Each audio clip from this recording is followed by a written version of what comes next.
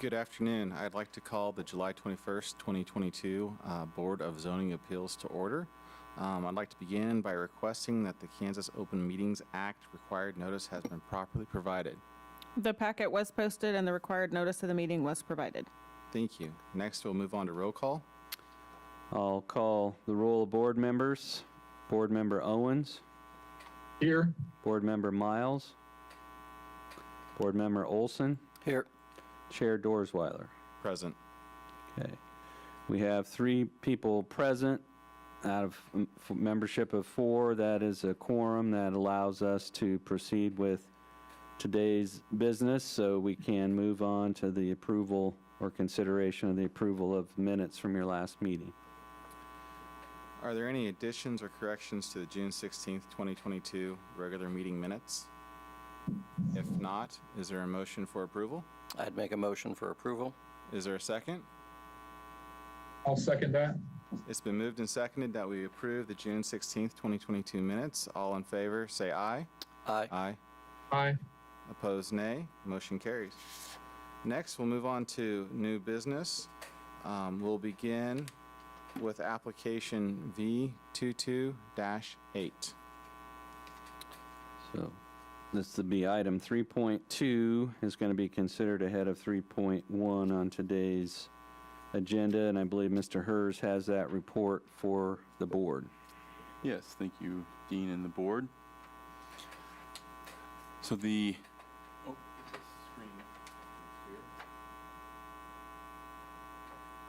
subject property of this particular Board of Zoning Appeals variance request is 621 Westport Boulevard, and it is a large structure that is on Westport Boulevard, north of Crawford, near the 135, Interstate 135 interchange. The property was originally, or in its past, I should say, was the house and headquarters of Kansas Cellular, which then became, or was acquired by Altel, which was then acquired by Verizon. After that, it was purchased by JRI Enterprises for their accounting services for their firm. And then in 2018, the property was purchased by Westbrook Baptist Church and has since been rezoned from C7 to C5 to allow the church to remodel the interior of the building to create a church for Crosspoint Church, which is what they are known by today. And that particular church was remodeled in 2019 with their certificate of occupancy issued in 2020.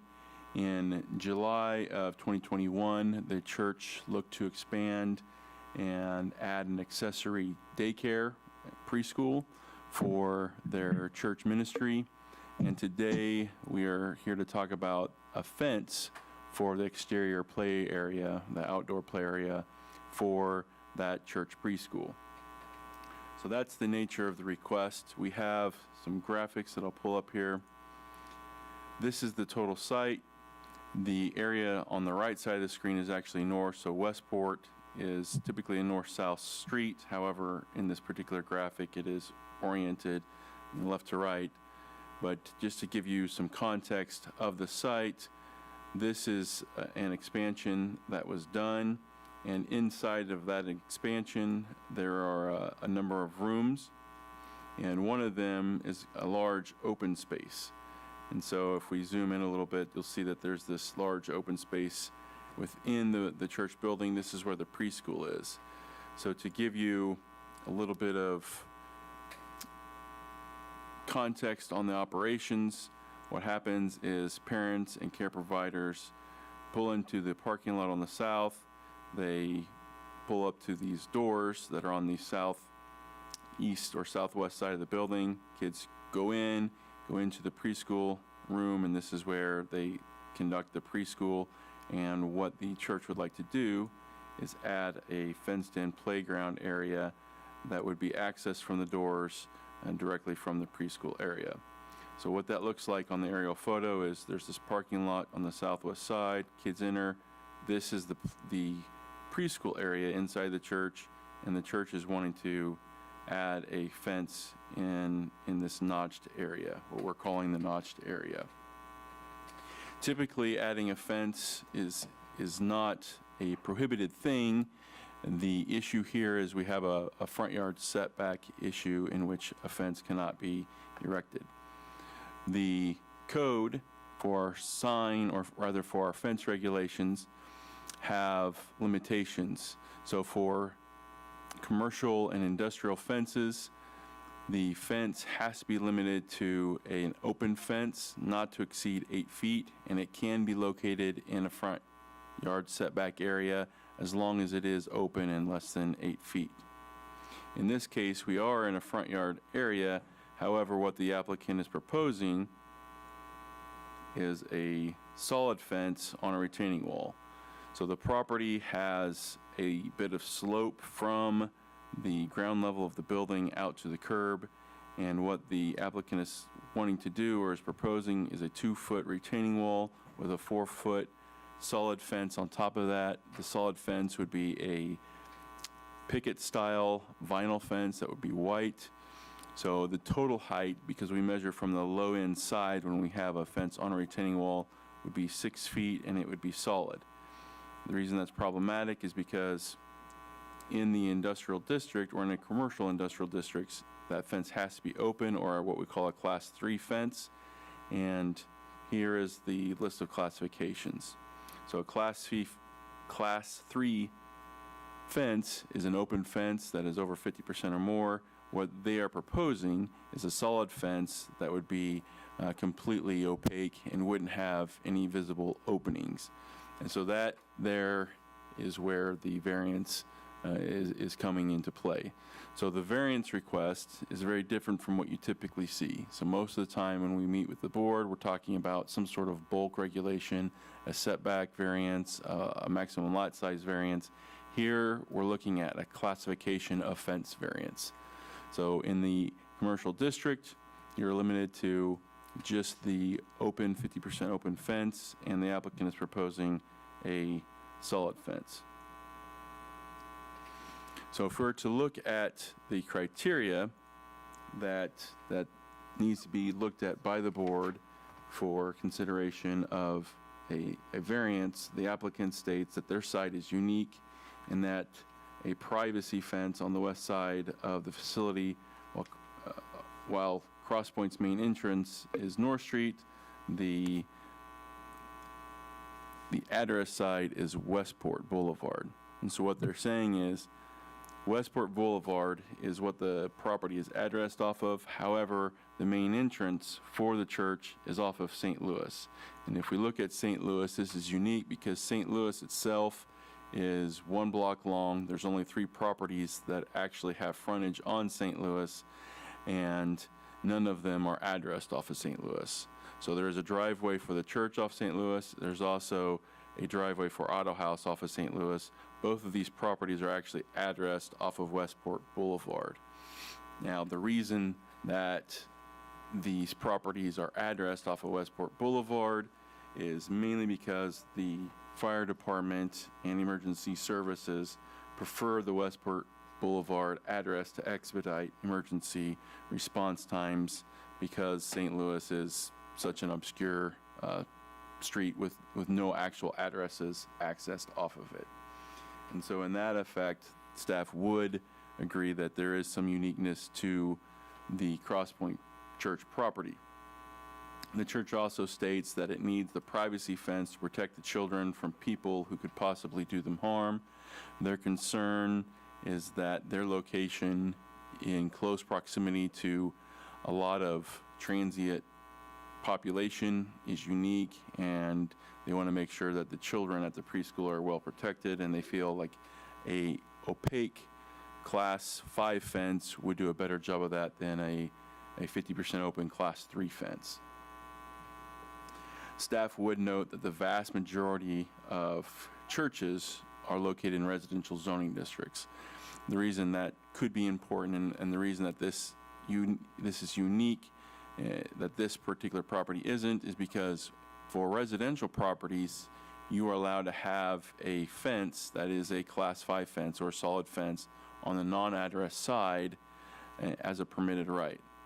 In other words, if this were a residentially zoned church instead of a commercially zoned church, and their main entrance was off of St. Louis, and this St. Louis became the address side and the primary side, that would make the secondary side, or Westport, the non-address side, where you could have a solid fence that would match what is being proposed by the applicant by right, and they would not have to come before this board. So that is a unique quality that comes with a church being commercially zoned and having the address off of a front road that isn't really their main entrance front road.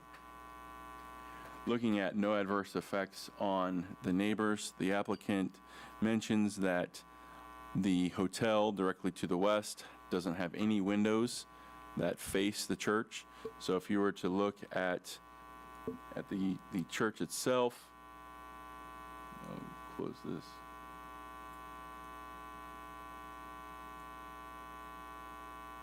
I have some photos that I will pull up.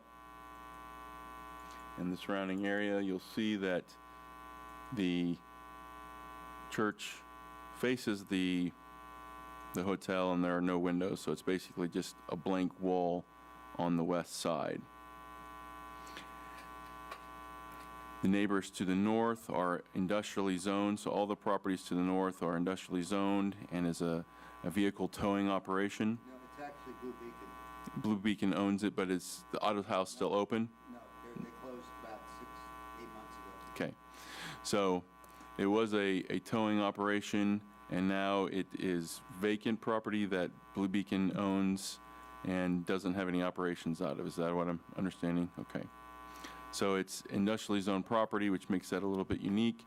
To the south, you have a restaurant and a convenience store that has standard convenience capacities as well as trucking convenience capacities.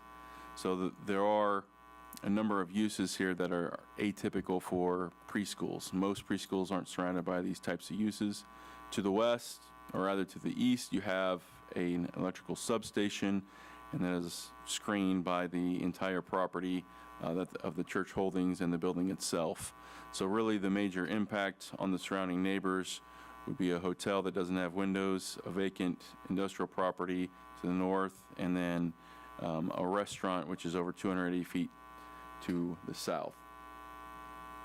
And looking at unnecessary hardship, the applicant believes that not allowing the church to erect the privacy fence around the playground as proposed could compromise or reduce the safety of the children at the preschool that would be playing outside. Again, their concern is the location in proximity to the major interchange of Interstate 135 in Crawford and the transient population that they've observed in their year being at this location. Staff would agree that the church is located near a major interstate interchange that does have more population than most, or more transient population than most preschool locations would have. And that not allowing the 6-foot privacy fence could potentially be viewed as a necessary hardship, as it could compromise or reduce the safety of the children or isolate the playground from the preschool.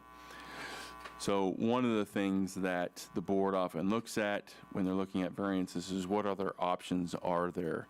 And in this case, you could make an argument that there is a lot of ground or land area that's part of the church holdings in which a playground could be relocated that would not interfere with a front yard area, and therefore you could have a playground area that is screened that wouldn't necessarily have to be in the front yard along Westport. The difficulty with that option is it would remove the playground from direct access from the preschool. So again, the preschool is directly off of the proposed playground area. You could have a playground on the east side of the property somewhere, but that would disconnect it and isolate the playground from the preschool itself, which may not be ideal. Looking at the effect of the public health, safety, and welfare, the applicant states that the privacy fence helps protect the children using the playground from travelers and other unique individuals. The reason for prohibiting solid fences in the front yard area is to prevent obstructions of visibility for drivers as well as pedestrians and animals. This is especially important along interchanges of streets and driveways where you have vehicles entering and exiting. In this particular case, you have a fence that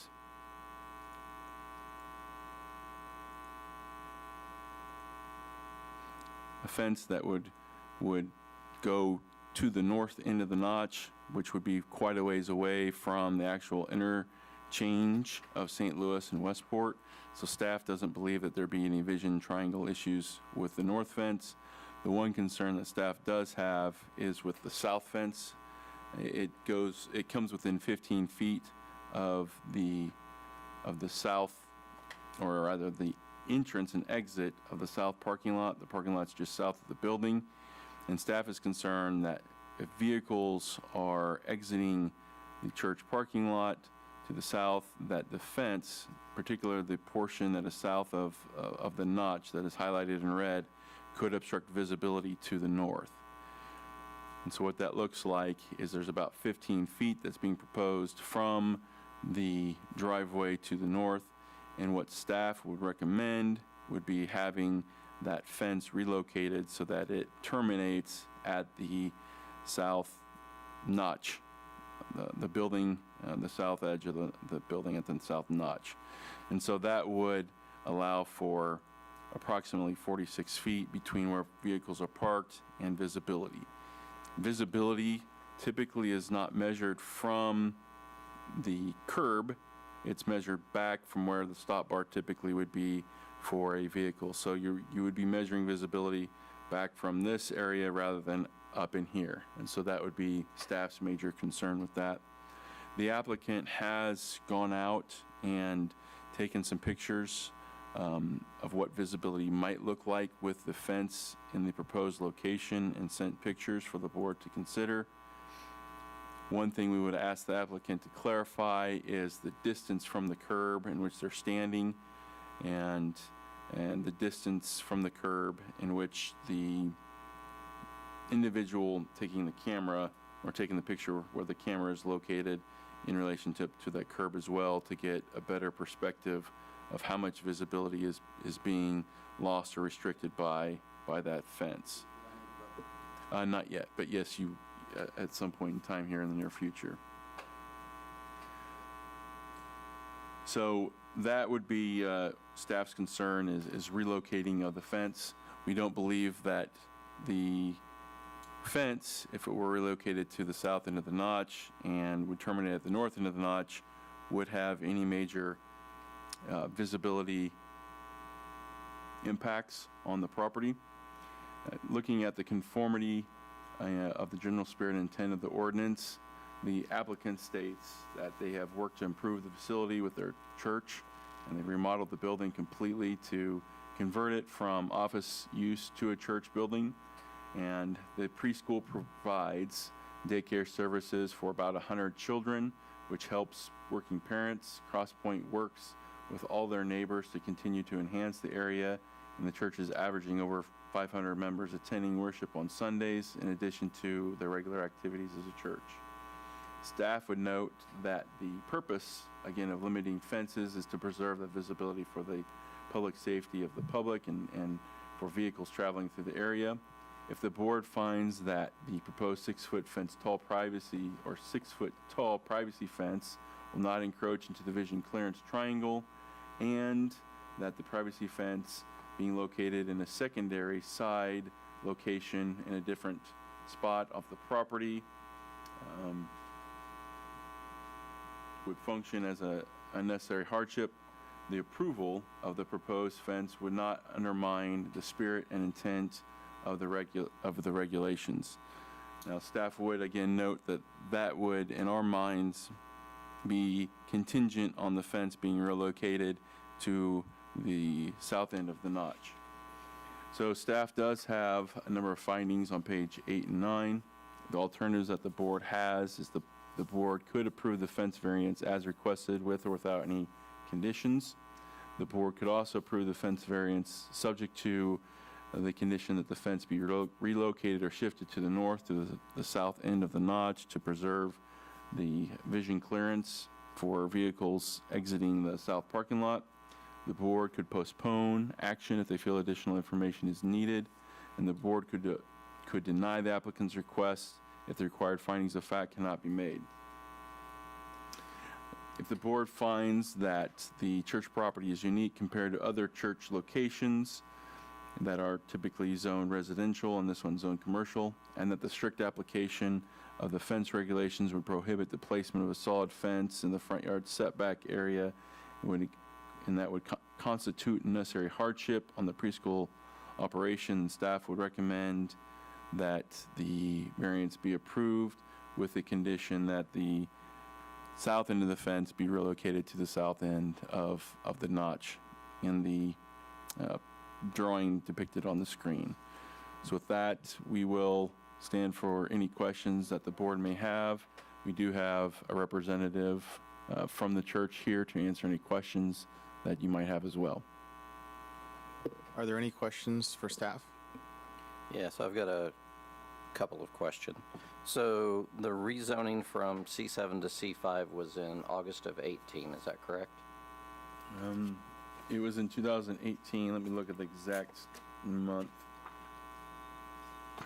Or the application was in August of 18, and Yeah, it was so- voted in October of 18 to change it from C7 to C5, correct? Correct. And November 5th is when the actual rezoning was put into effect after the city commission Okay. made that vote as well.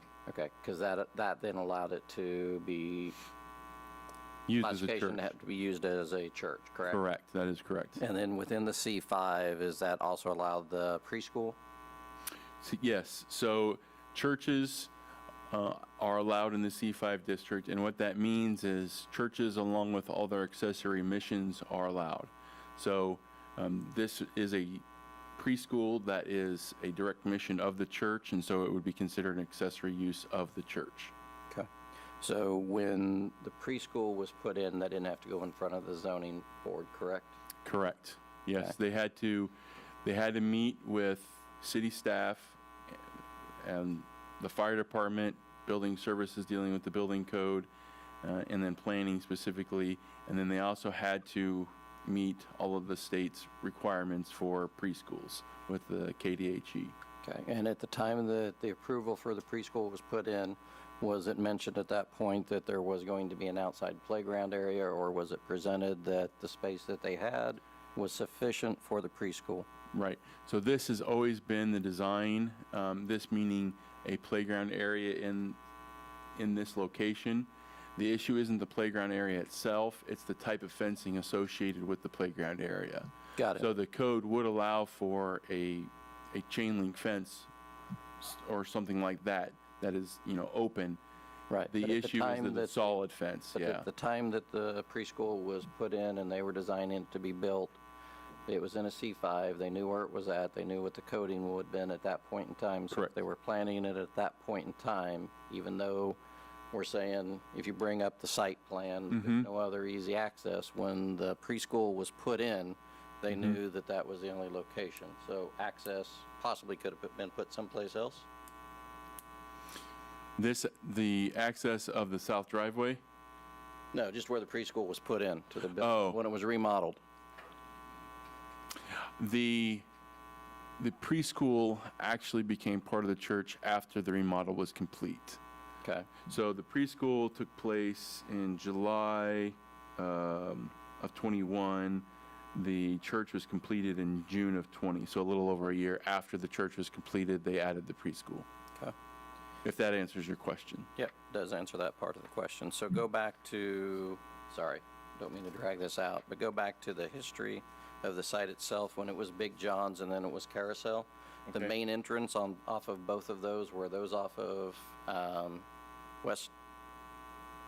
Yes, the main entrance, when it was a restaurant, was facing Westport So it was Westport for all three of the existing locations. for all the uses until the church did the remodeling. Right, so that's why the address stayed at the Westport. Yes, it was originally a Westport address because it faced Westport and the primary entrance was on Westport. And it wasn't till the church did the remodel that the entrance was relocated Okay. as part of the remodel.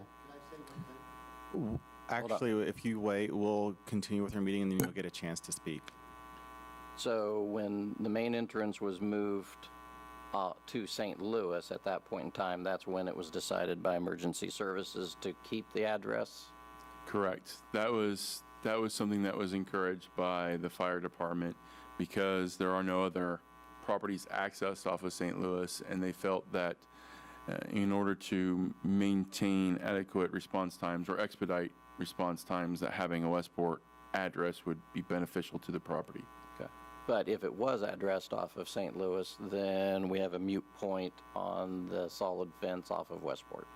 We would have a mute point if it was a residentially zoned church, which Okay. like 98% of churches are. I think But in the current zoning, it's still an issue? it's still an issue. Okay. So that's why that didn't become an option. Okay. We, in some of our initial conversations with the church about that, we did talk about, well, what if we readdress the property, Westport becomes a side yard, then you can put a solid fence up. However, that provision is specifically for residentially zoned properties, not for commercial or industrial zone properties. Okay. So that's why we added that as a unique component under uniqueness. The uniqueness section of the report is because most of churches in Salina are residentially zoned and located in residentially zoned neighborhoods where a fence similar to this wouldn't be an issue, depending on where the front yard is or where the main entrance is and the address is. But in this case, because we're commercially zoned, the only option we have was the variance request to have a fence that's solid in the front yard area, even on a secondary site, if this was a secondary site. Okay. Thank you. Are there any other questions for staff? Would the applicant like to speak? If you wouldn't mind stating your name and representation. I'm Larry Penkratz. I'm a volunteer out there, retired. And what's unique about this is when I worked for Kansas Cellular for 6 years. So I worked there, and now I go to church there. So it's kind of makes it even more unique. The one thing back on the St. Louis address and the Westport, we tried making it a St. Louis address. But then the fire department said no, because of the way it's located, they highly suggested we stay there. So, and the other thing that we discussed is that on the, just because of the, the population that runs through there, I also worked for the 24/7 travel stores running their fleet program. And, with the interstate, is it 15,000 people a day or so go just on 135? And there's a lot of people coming in and out. We have bushes on the west side of the building that we find clothes in, and there's some people that are going through there. You have truckers going through there. There's some human trafficking that happens in those truck stops, and so to get the privacy for our kids, I mean, and I hope you'd be thinking with your kids or grandkids that that's very important, and so that's why we're applying for that. Back to changing the fence back that the staff recommended, we have some requirements for it. We need a certain size square footage, and I don't have that by the state when you have daycare facility or preschool facilities, and that's why we really don't want to give up any space for our playground area. It's not a very big space to start with. I have talked with Dustin that to work with the city on having better visibility, and unfortunately that was my picture that was up there, that I was standing there, and he did ask, where I was. There's actually two pictures. There's one that the truck was actually further back, and we still didn't see that there was a problem, but we could make, right now it's a two-way entrance from both driveways. We could make it a one-way, and what happens is the only time that parking lot is used is when the daycare facilities come in with their vans. They all come in the south side, and then there's their doors opening up on the passenger side. Then they roll through, kind of like schools, to drop kids off. Now, we could go ahead and Mr. Herr and I had talked about actually taking part of the driveway out, which is going to be more expensive for us. We kind of came up with a concept, if we had to, we could go ahead and say, cut it in half with paint and with some, maybe some cones or something like that, so it does move everybody as far south for visibility as possible, versus taking it out. So that was just, some of the things that the reason why we were at, and then back to the whole reason we're here is just to just get the privacy for the kids. Because we'd rather not have any of them snatched. But you're not sure what the exact square footage is that you need on the I playground? do not know that. I just found that out last night from the daycare, the preschool director, that they needed a certain amount of square footage for that to stay within the regulation for how many kids we have. And we run about 100 kids through there. Gotcha. So if I need to get that back to the staff, I can run that down. So if for some reason, due to the safety, that you can't move that back because putting cones or paint, paint doesn't stop anybody and cones just get knocked over for the drive. If that becomes an issue with it, it truly could be for a safety thing. Where would you have to move the playground to? I think we'd probably move the playground. We would probably just shut that whole driveway off and figure out a way that those people could actually just circle back and go out the south driveway. Okay. So what Mr. Pankratz is describing is having the north driveway here, have the curb reinstalled all the way across. Well, actually, first it would be actually to put paint down and everything and keep people away to the south side. Or even if we have to, we could probably jackhammer part of it out, but being a church, we don't have a whole lot of extra money for something like that. And where's the south entrance at on there? Oh, right there. So this is a two-way entrance. It's 24 feet, meaning you could enter and exit out of this driveway without the other driveway being used at all. And that would reduce your exit, or remove your exit all the way down to the south end of the property, which would be far enough from the fence to see.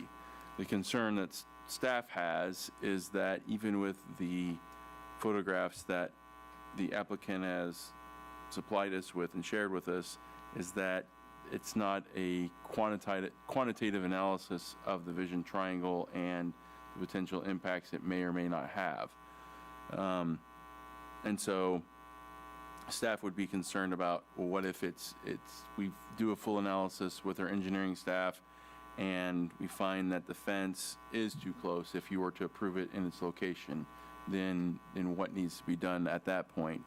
And so the options that we've discussed is, one is just moving the fence to the north to the notch, which we know would get it 46 feet away from the curb or from the driveway, the north edge of the driveway.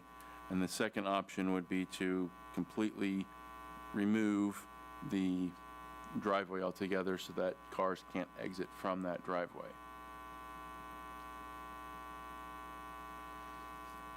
So one of the questions that I have for the applicant is, you mentioned safety, which hugely mobile population in the area, so totally understand that. But it's my understanding that the main point of contingency here is not necessarily the fence, but the type of fence. So why wouldn't an open fence still provide safety to the children? Because you will have these children monitored by an adult when they're out there, correct? Yeah. We just would rather not have them looking in. People Okay. going by, seeing, hey, look, these kids, in Garden City, they arrested a guy yesterday for videotaping kids in the swimming pool. I mean, it's just, there's unique people going through there, and it's just, we'd love to have an 8-foot fence, to be honest with you. And it actually says on the code we could go to 8 foot, doesn't it? That you just had read that earlier. You could, in a commercial zoning district, you could have a class 3 fence up to 8 feet, So then which we would be could, like an 8-foot chain link fence around the area. That's an option. And that's an option without the board's approval. Okay, okay.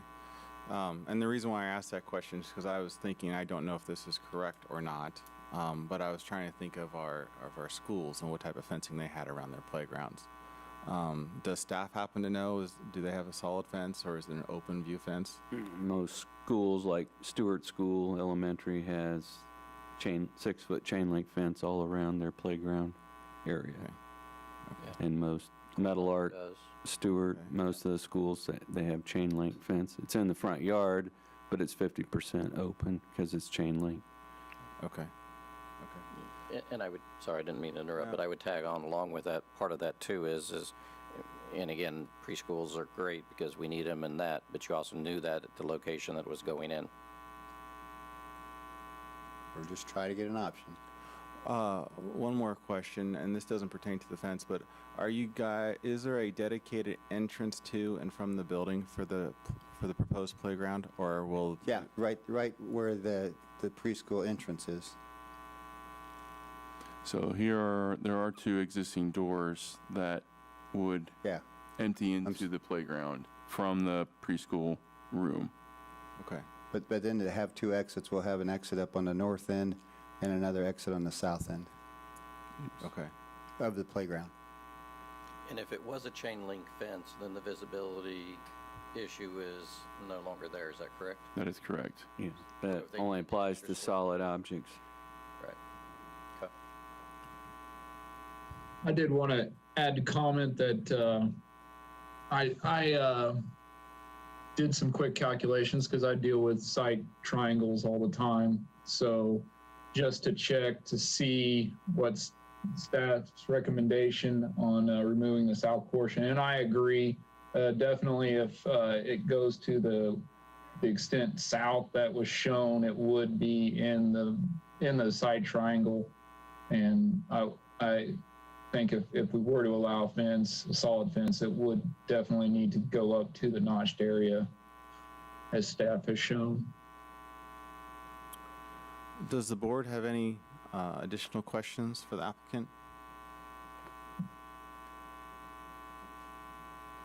If not, we'll move on to public comment. Does anyone from the public have any questions or comments?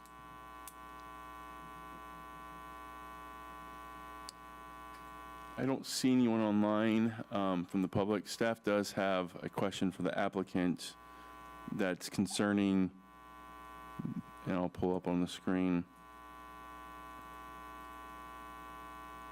concerning the portion of the fenced-in area that would be south of the notch. It seems to be that the main playground area would be this portion in the notch area, because that's where your care providers would be able to see and interact with all the children. This particular portion, what is the primary function, or what is the desire to have that piece of the You fence? see where it says 6-foot gate? Yes. So that's building where it says portion of proposed fence, the arrow. So that's, they'd really rather take the majority of kids in and out of there. And those doors that open up into the thing are more like emergency exits for the preschool. They really don't, the plan is to really run the kids through that gate there and around versus to use those, because like anything, you have kids running in and out of a playground. There'd be all kinds of dirt and stuff going into the But- playground. If there was a gate right here where that But- line is, couldn't that be a gate into the playground? Yeah, but we don't want it that way. Be honest with you. We're asking to see if we can get what we can get, and if it works, it works. If not, we have to figure out what we do next, so. I'm not trying to be that way, I just want. Are there any other additional questions for staff or the applicant? Thank you. Is there a Thank you. motion? Yes. Is there a motion from the board? I guess on my end of it, just based on the applicant's discussion of the square footage that's needed, I'm less inclined to give an overall approval for this with the privacy fence, because I think there's an issue until we find out exactly what the square footage is that they're going to need, that based on the placement of this, that it becomes an issue. That if they need the total square footage, that they have to have it up to where it's at, then it's going to end up having to be a chain link or a woven fence to get them the square footage. And if it's solid, then it's going to have to be moved back, going back on what Justin said on our sight lines. So I wouldn't approve it the way that it currently stands. I wouldn't make a motion to approve. Okay. Can I make? So, I guess my comment on it would be is I think there's already a way within the zoning code for a fence to be built for the safety concerns. So that's my comment. So I guess it comes back to the board if there's a motion. Well, we have our options on page 9 that we can review really quick. So one is to approve the fence variance as is requested, meaning it would compose of the area that comes all the way down to the south. Another option is option 2, which would be a modified version or lesser variance than what's being requested, in which the fence would be relocated from the south edge of the fence would be relocated to the south end of the notch to create a more open space and preserve the vision triangle a little bit more.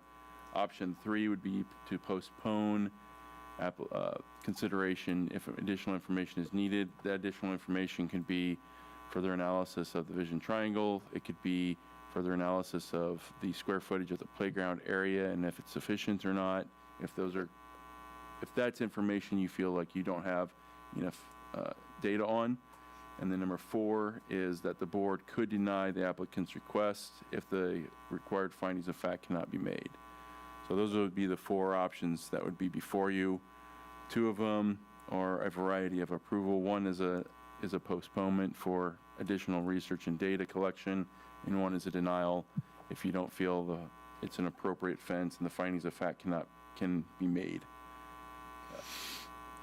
All right, then I would make a motion for application V22-8 for the fence variation, subject to the fence location be shifted to the north, staying out of the vision clearance triangle. And then that would also be that, providing that the state approves the total square footage for that. That configuration. Yep, for that configuration. Is there a second? I'll second that. It's been moved and seconded that we approve the proposed fence, however, modify it with the area as well as making it subject to state approval for playground square footage. All in favor, say aye. Aye. Aye. Opposed, nay. Motion carries.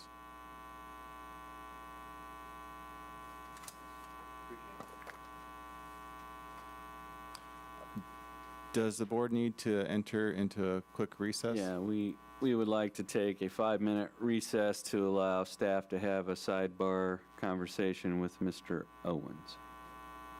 All right.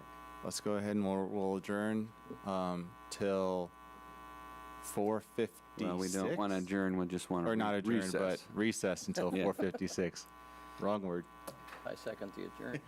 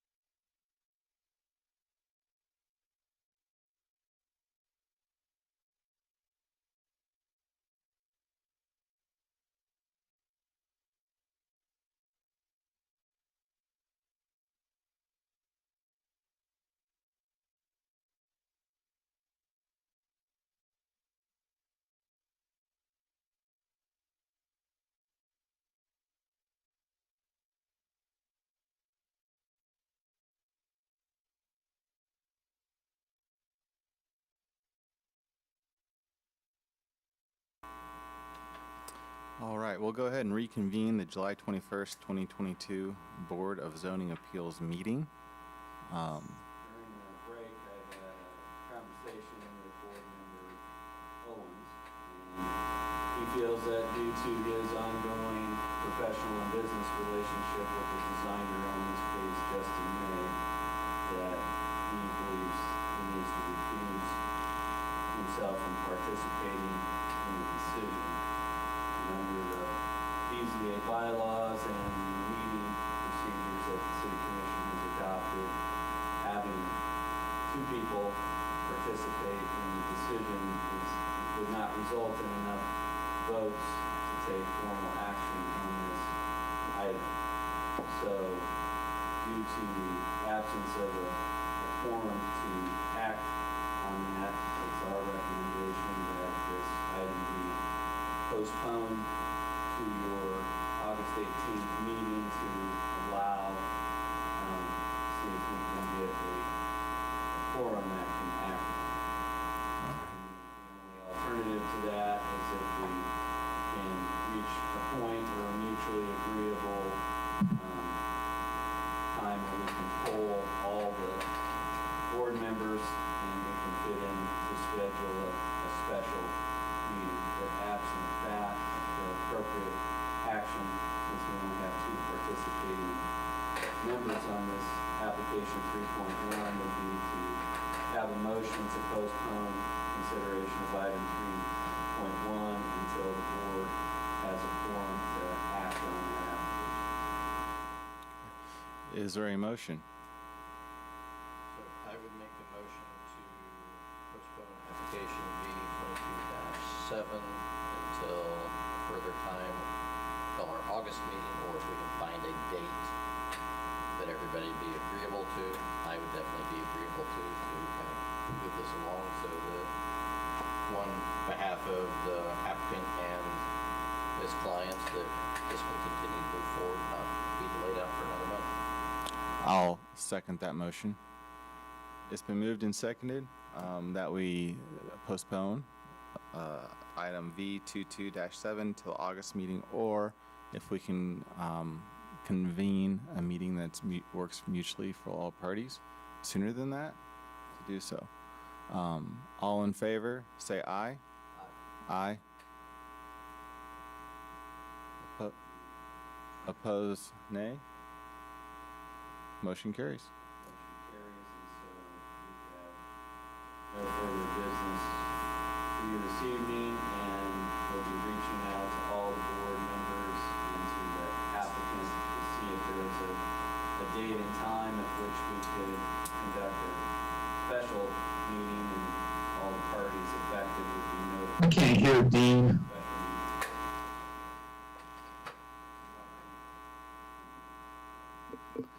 We would There you go. we'd have that, so it would either be postponed to your August 18th meeting, or if we can find a future meeting date for a special meeting that the chair would call, and we would make sure that all affected parties are agreeable to that date, not just the board members. But we would need to make sure that a board member Miles or a newly appointed member could participate in that meeting before we could schedule it for action.